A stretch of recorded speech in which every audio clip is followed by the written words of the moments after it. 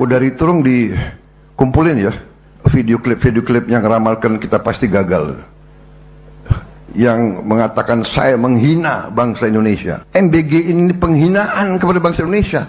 Kita mau menyelamatkan anak-anak kita dibilang menghina. Ini harus ada rekam digital ya, direkam semua. Insya Allah kita mencapai 80 sekian juta. Aku minta biar saya bisa tiap malam saya lihat-lihat ya kan. Prabowo baper lagi. Seorang Prabowo ini teriak-teriak ya kan di dalam pidatonya, suruh ngumpulin konten kreator VT-VT-nya tentang MBG. Kenapa Pak Prabowo? Kenapa mau diculik? Mau diculik mereka? Nggak ngerti juga tujuannya apa mengumpulkan video seperti itu dan dilihat setiap malam. Saya rasa ya mungkin akan lebih baik kalau yang dikumpulkan ini Pak, video-video anak-anak yang keracunan, MBG yang nggak bergizi, yang ada belatungnya, roti yang busuk, anak-anak yang ditabrak supir MBG. Karena itu jauh lebih bermanfaat sih, supaya bisa jadi evaluasi gitu.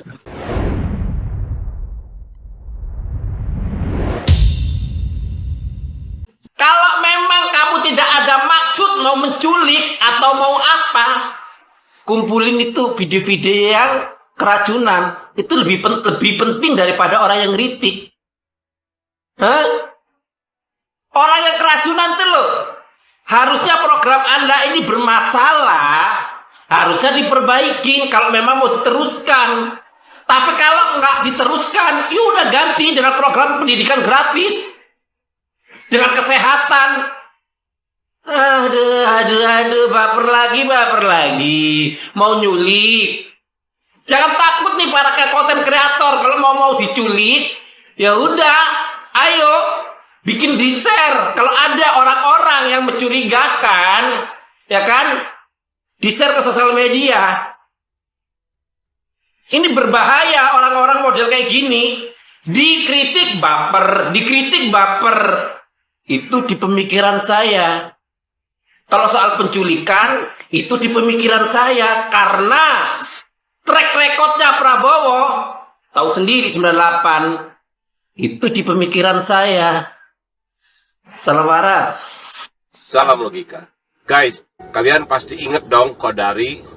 Itu loh si Raja Survei yang terkenal dengan 58%-nya.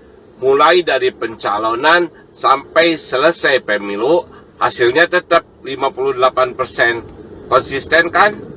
Nah, sekarang Kodari punya tugas baru dari Presiden Prabowo. Kodari disuruh mengumpulkan semua cuplikan-cuplikan video yang mengkritik atau menghina program MBG. Katanya Pak Prabowo akan melihat video-video tersebut sebelum tidur.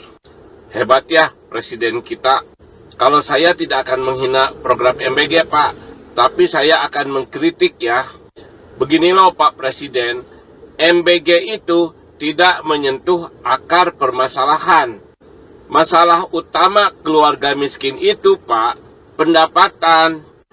Jika orang tua punya pendapatan atau penghasilan yang layak, mereka bisa memberi makan anak-anaknya Pak, tanpa harus mengandalkan bantuan dari negara. Begitu Pak kritik saya tentang MBG. Saya selalu percaya, lu kasih orang makan minum kopi gula 1 sendok pun, lama-lama dia merasa kurang manis tuh, betul kamu kurangin sendoknya, gulanya. Dia akan balik gigit kamu. Nah hari ini rakyat pasti lama-lama akan rebound sadar. Iya, kita cuma dikasih gini gratis-gratis, makan gratis, bergizi gratis, mampannya sih bagus, aluminium bos. Isinya kayak, nah, kenapa sih nggak kirimin voucher aja kayak gua dulu lakuin? Tinggal guru ngawasin kan, lu masih ada menu apa? Lu kalau enggak, orang tua bisa dicabut. Dulu kan gua gitu, KJP. Lu kalau nggak belanja online, apa nggak belanja pakai kartu, gua cabut. Lu tarik, gua cabut. Kan kita punya kuasa. Nah itu kalau bocor pun nggak mungkin banyak. Karena pada dasar orang tua juga seneng kan masak. Dia numpang makan ya nggak apa-apa dong. Mungkin dia masih punya adik, mamanya masih ibu nyusui. Nggak apa-apa. Dulu juga kakek nenek nikmatin sop daging sapi 45.000 kok oke aja. Dia masak sop daging sapi 45.000 sekilo. Buat anak-anak sekolah 1 bulan boleh beli 1 kilo satu anak. Kakeknya yang sakit nikmatin. Nggak apa-apa. Malah lu pakai duit itu beli Pampers. Kalau begitu cek secara online kan kita punya data. Nah, teknologi zaman ini kok. Oh, anak ini beli Pampers itu tiap minggu. Ternyata dicek lagi di kesehatan, kakeknya lumpuh. Ya kita bisa tambahin duit. Jadi sesuatu nggak ada yang susah dengan manfaatin teknologi. Yang susah kalau lu mau bagi-bagi teman lu dapat proyek. Ada yang lebih lucu lagi deh, orang nawarin gua, lu mau nggak buka dapur untuk makan gizi bergizi gratis itu lu? Nawarin gua. Untungnya lumayan loh. Dia bilang gini. Nggak, dia bilang gitu. Ini kita terjata nih. Mau buka banyak ini. Tuh gue bilang, lu gak pernah lihat gue ngoceh-ngoceh. Gue paling marah itu soal proyek itu. Gue bilang, masa gue mau makan gitu? Ya gue gak miskin-miskin amat juga lah. Ya. Kita juga gak sehina gitu loh. Udah kita protes, kenapa kita mesti ikutan? Program makan bergizi gratis adalah salah satu program paling denial yang pernah gue lihat secara langsung. Orang lupa bahwa kebijakan itu berhasil bukan hanya karena niat baik, tapi karena kerja baik. Mungkin niat MBG baik, ngapus stunting, hapus kelaparan dan sebagainya. Tapi implementasinya, kerjanya, kita sama-sama tahu kok. Jauh dari bagus dan sangat-sangat destruktif. Wajar gue bilang destruktif. Bayangin ya, anggaran pendidikan kita 20% sesuai amanat konstitusi yang harusnya dipakai untuk memenuhi pendidikan tingkat dasar sampai tingkat tinggi. Akhirnya harus dibagi dengan dana 200 triliun lebih. Makan bergizi gratis. Dikala kita sama-sama tahu sarjana kita cuma 10%, bandingin sama Jepang kita jauh banget. Dikala kita tahu angka putus sekolah kita tinggi. Dikala kita tahu guru kita belum sejahtera, sekolah kita belum sejahtera, dan bisa-bisanya anggaran pendidikan dipotong.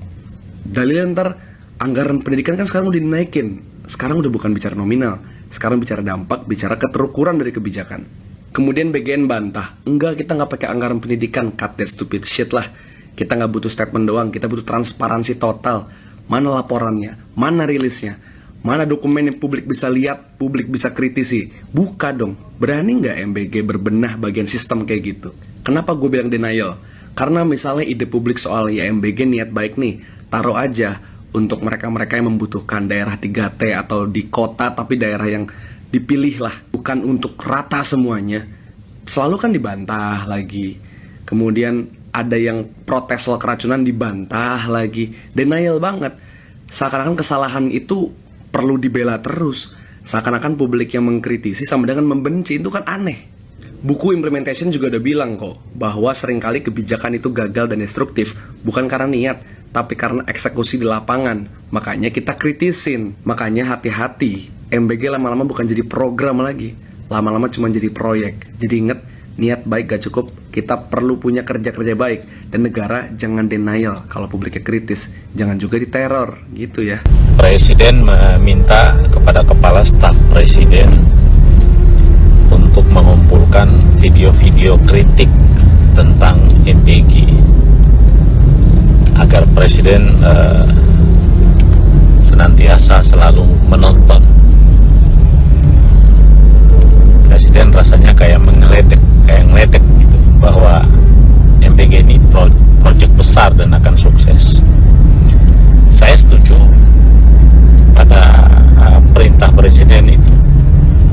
Kepala staf presiden harus kumpulin tuh semua video-video siswa yang keracunan, video menu 8.000, 7.000 yang dikasih makan siswa terus diklaim sebagai sebuah proyek yang maha besar, yang luar biasa ya. Videoin tuh, kasih makan tempe, kasih makan tahu pada rakyat Indonesia yang kemudian itu dianggap sebagai pemenuhan gizi, itu dianggap sebagai pencerdasan anak bangsa, itu dianggap sebagai sesuatu yang akan menjadi pemicu Indonesia ini maju, Indonesia bangkit. Kumpulin semua Pak, unjukin tuh ke presiden biar presiden nonton, supaya presiden sadar bahwa proyek itu mudaratnya lebih besar ya, manfaat yang diberikan pada pihak-pihak yang mengelola itu jauh lebih besar dibandingkan dengan rakyat. Biar Presiden sadari bahwa proyek ini hanya proyek yang ujungnya korupsi berjamaah dan menguntungkan orang-orang sekitar Presiden. Ya, jadi Pak Prabowo meminta Pak Kodari untuk mengumpulkan video-video yang mengkritik soal MBG, yang katanya program MBG menghina rakyat Indonesia. Nanti akan dia lihat setiap malam gitu. Nggak ngerti juga tujuannya apa mengumpulkan video seperti itu dan dilihat setiap malam. Saya rasa ya mungkin akan lebih baik kalau yang dikumpulkan ini Pak, video-video anak-anak yang keracunan, MBG yang nggak bergizi, yang ada belatungnya, roti yang busuk, anak-anak yang ditabrak supir MBG. Karena itu jauh lebih bermanfaat sih, supaya bisa jadi evaluasi gitu Pak. Nah, soal MBG ini juga menarik ya. Sebelumnya ada komentar dari Pak Purbaya, katanya di masa liburan ini dia inginnya tuh MBG dibagi ya uang aja gitu. Jadi 300.000 sebulan, 15.000 kali 5 kali 4 minggu ya. Nah, kalau berdasarkan hitung-hitungan kasarnya saja ya, maka 300 sebulan dikali 40 juta kurang lebih anak sekolah SD, SMP, SMA ini, maka itu sebulan cuma 12 triliun dan setahun cuma 144 triliun. Ini jauh lebih murah dibandingkan 355 triliun anggaran MBG sekarang. Jadi 200-an triliun ini biaya ongkir atau gimana ya. Belum lagi kan dengan begitu negara kalau misalnya dibagikan uangnya ya, negara kan nggak perlu gitu ya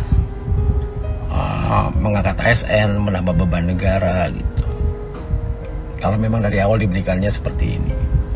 Karena kan sejatinya yang sampai ke anak kan cuma 8 sampai 10 ribu lah budget makanannya. Ya akhirnya seperti inilah yang dibagikan kelapa. Salam. Kasian banget ya, sedang mulai ngomong dengan diri sendiri, self talk karena udah mulai ragu ya. Tolong kumpulin ya semua viti-viti itu yang ngejek-ngejek saya, terutama profesor-profesor itu ya. Mereka orang pintar. Kenapa bilang program ini makan belatung gratis ini bakal hancur? Kita buktikan. Tolong kumpulin semua video-video, nanti saya mau nonton ya. Saya akan buktikan. Nah, ini self talk ini adalah sifat kanak-kanakan yang ingin berusaha membela diri. Kalau psikologi seperti ini nih. Dia ragu, waduh ini benar atau enggak ya. Jadi sedang menyelamatkan diri, ingin membuktikan bahwa ini tidak bakal gagal. Padahal dari segi matematika kita sudah gagal. Dan ini mengantar kita ke resesi yang luar biasa. Ngomong sama ekonom, ngomong sama pakar-pakar dan juga profesor, ini akan mengantar kita kepada resesi yang luar biasa, dahsyat banget. Tapi ya sudah kepalang masuk. Dan sekali lagi kita bakal mati. Gue siap mati bagi bangsa. Yang kita perlu adalah orang yang berani hidup demi bangsa. Kalau mati mah gampang, kelar perkara. Ini bagaimana caranya sekarang ini kita ini keluar dari makan belatung gratis ini. Mau nggak mau, kalau kita uang itu dikasih tunai ke setiap keluarga, meskipun resikonya dipakai bapaknya untuk ngerokok atau ibunya duitnya untuk arisan, setidaknya ekonomi berputar secara masif.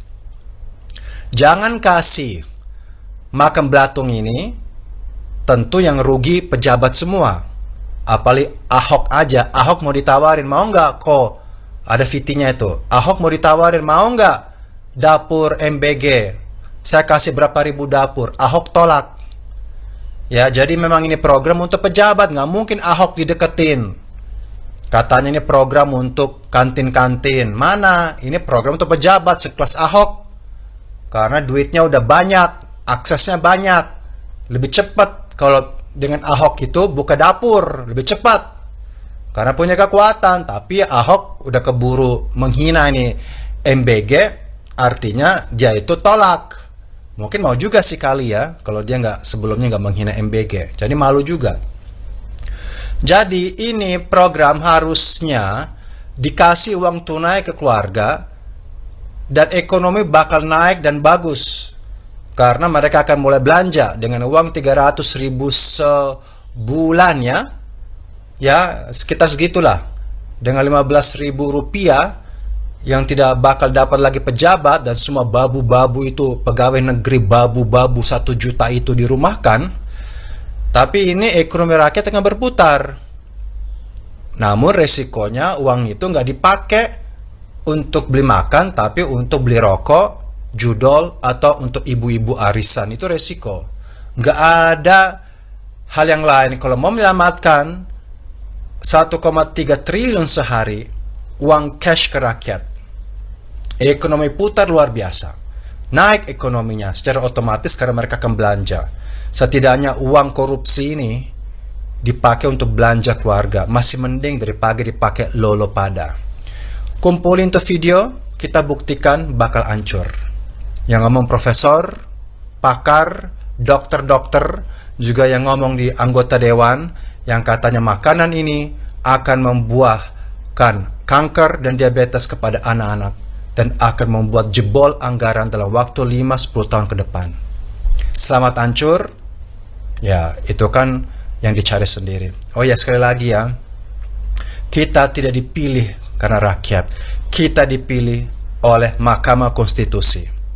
Presiden Prabowo minta kumpulkan video kritik MBG biar dilihat tiap malam ya. Ini untuk staf presiden. Tolong video ini dikumpulkan, ditunjukkan kepada Bapak Presiden Prabowo ya. Saya ini suka mengkritik MBG. Yang memuja-muja MBG, orang-orang miskin terutama ya. Kalian sadar nggak sih? Oke, sekarang kalian seneng dapat MBG, tapi jangka panjangnya kalian nyesel. Karena apa? Pada dasarnya makan bergizi gratis itu menciptakan ketimpangan pendidikan antara si miskin dan si kaya. Gampangnya gini, ya.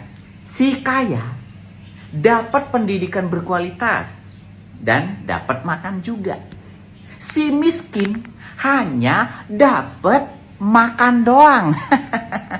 Karena apa? Karena anggaran MBG diambilkan dari anggaran pendidikan 223 triliun. Anggaran pendidikan tuh seharusnya anggaran pendidikan itu diperuntukkan untuk kualitas pendidikan yang lebih bagus, lebih baik, terutama sekolah-sekolah negeri, ya. Jadi untuk kesejahteraan guru, untuk fasilitas, untuk kurikulum, untuk segala macamnya lah, termasuk untuk bantuan-bantuan kepada anak-anak sekolah. Dan itu dikurangi. Hak-hak orang miskin diambil di situ.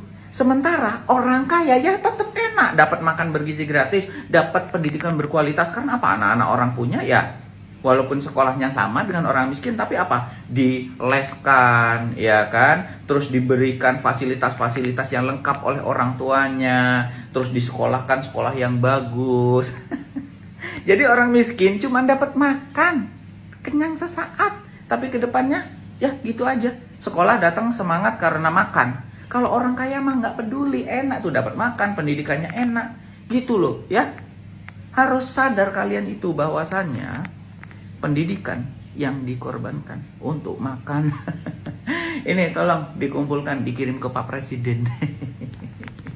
Maaf Pak Presiden, jangan disita lagi akun saya ya, bahaya.